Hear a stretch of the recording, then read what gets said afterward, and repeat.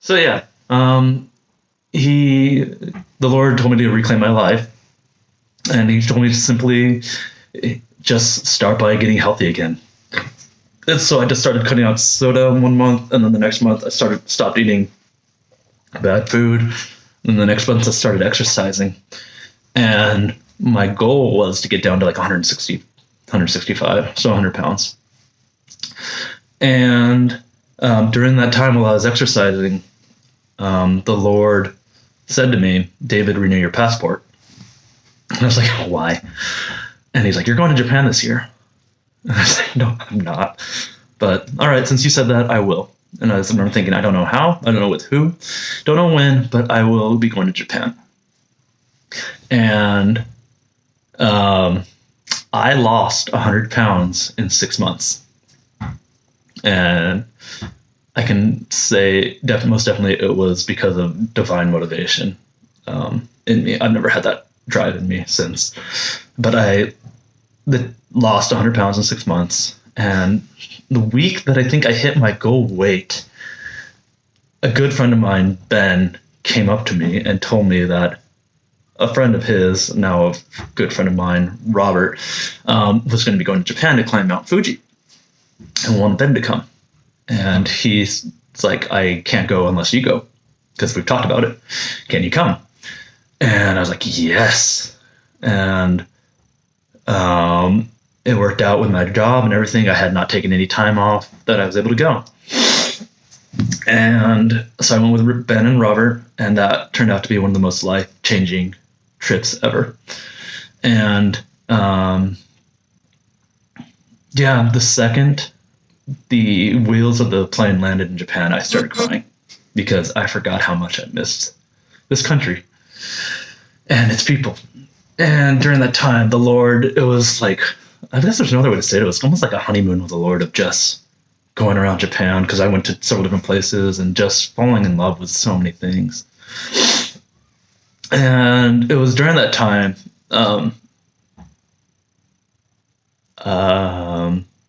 I got to express to Robert like my love for Japan.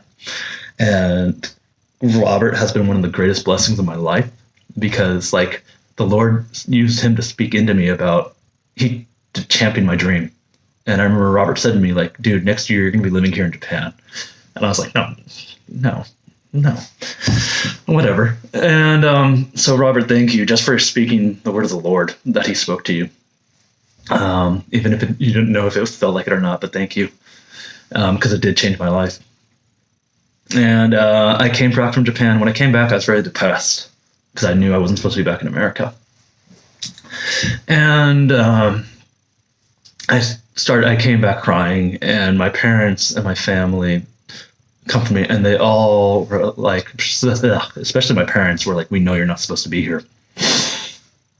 And so everyone partnered and prayed with me, my parents, my friends, and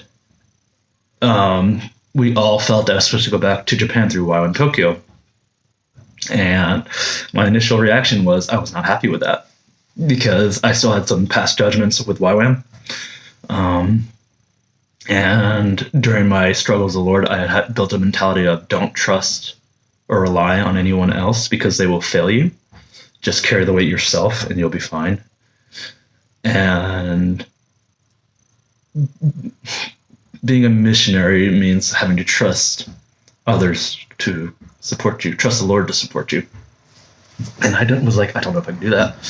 But it was so evident that I was supposed to come back through here. And so I applied, and I remember doing a Skype call with them to explain just everything. And I remember telling them, like, I was terrified that I was just going to be using them just to get to Japan selfishly. But they told me, we know you're supposed to be here. And so I got accepted. And when I shared with my friends and family, I remember thinking, there's no way I'm going to get the support needed for this. It's not possible. No one would support me. And I shared with my friends and family, and the biggest thing almost all of them said was like, David, we recognize you've been putting your life on hold for a long time. It's time for you to go out and do it. Especially my parents and my family, they shared that. They recognized like you've laid down a lot of things for a season, but now go out and go do what you're supposed to do. And that was huge because, especially when I was struggling, there were so many times I thought no one sees what I'm doing. No one knows the struggles I'm in. No one knows that I'm putting my life on hold. And that was so humbling to realize people have seen. People do recognize that stuff. And so I actually got all my support, and then I started going to the San Diego Japanese Christian Church, where I've been really blessed with the community there. It was a very short amount of time I was there, but I have grown to really cherish that community. The people there are amazing. Especially I'm very fond of Pastor Honda. He's been just a great man, one that's very encouraging, one inspiring, and I've just been blessed by him. And his family. His family's been amazing. I've been so blessed to get to know them. And I get to represent that church, and that's really cool. And so, yeah, I eventually got to come to YWAM Tokyo, where I've been for 3 years. And I'm going to talk a little bit about my time here now, I guess. And so I came to YWAM Tokyo, and I definitely thought I was healed of a lot of things. I wasn't. And when I came, I was still pretty broken and still walking a lot of rejection with the Lord. There was something in my heart where I was like, I want love, I want comfort, I want to be loved, I want to feel valued. And in the mindset, it was like a relationship. A relationship will give me that. A relationship will fill the void in my heart. And it did not happen. And the Lord started to talk to me about that. And he was like, David, you have like a square hole in your heart. And a relationship with someone else is more like a circle. And when that goes in there, there will be gaps. And you will not feel fully complete. And you will be questioning, and you'll be angry. And you'll just mess everything up. And he was like, the thing that you're looking for is intimacy with me. You're looking for a relationship with me. And so it took me through a journey where, again, I was separated from friends and family and a lot of YWAM Tokyo during this time because I was out on something called GT, and the Lord went after some hard things in me. And I was alone with the Lord. And it was good, but it was hard. And that's the best way to summarize a lot of my journey through YWAM Tokyo. It's been very, very good, but it's been very, very hard. And I've been very grateful for the community here. But a lot of the times it just comes down to me and the Lord having to work things out. And people championing and loving me. And then shortly after the whole thing, when God started talking about intimacy, he also started going after my leadership and just affirming, speaking truth into me, like, you are a leader. You're called to lead. Your voice matters. You are valued. You are loved. And I still struggled with that.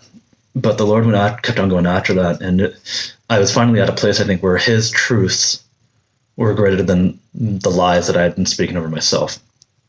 And he challenged me to stop death speaking over myself, stop cursing myself, and actually start blessing myself, which was a hard thing for me to do because I'm so self-critical.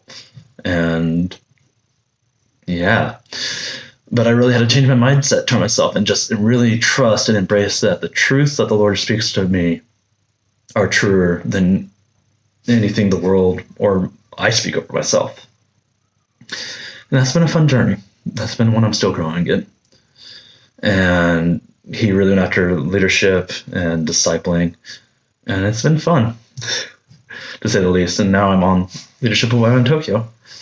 And then also he really started going after like my broken and hurt from past experiences. And one would be like football, where, I don't know if you knew, I played on a professional team here. And I won't go into a lot of details, but very similar things happened that happened in high school. Almost exactly the same things happened. I didn't lose a grade because I'm an adult, but a situation happened where I couldn't play in the game. And eventually I also got cut from the team for reasons that were beyond my control. They had more numbers than the allotted amount. And Japan, particularly that team, did not go by talent. They went by seniority. So the newest members were the ones that had to get cut, and I was the newest. And I had an opportunity in football where I could have quit on the team. I could have walked away and just blamed them, and I really wanted to. I was angry to the point of tears. And instead, the Lord told me, you know what that path leads to. You know what that journey leads to, so don't do it. And so I had to sit there, and I had to trust that the fear of the unknown was greater than the pain of the familiar. And so I didn't know what that unknown path of going to support my team would be like. I knew it'd be hard, but I didn't know what it would do when I got cut. And so, but I knew that if I walked away, that the pain would be one that I'm accustomed with, which was just blaming people and victim mentality and everything like that. And eventually, like, I chose to stay and support that team, even though I was cut. And one of the hardest ones is we played in the Tokyo Dome, and I was on the field, but I wasn't dressed because I technically wasn't part of the team. And having to champion and cheer for them while in my heart wanting to be out there with them, and but being told not that you weren't good enough, but just that, no, you can't do this. You're not allowed to. And that was hard. But at the end of it, there was such closure and peace with football after that moment that I think was only obtainable by saying yes and walking in the opposite spirit of what I'd normally done. Because something in me finally, I think, was at peace where the drive of being like, if only coach would have put me in, blah, blah, blah, was gone. And I was very grateful for my journey and experience with football, but I had a peace and closure where I was like, I'm okay with letting it go. And so I'm very grateful that the Lord provided a very similar opportunity again in my life to let me have a chance of picking the better route. And I thought I was going to do 3 videos, but apparently I'm going to do a 4th. I think this is a 4th. And so I'll do one last bit to finish up.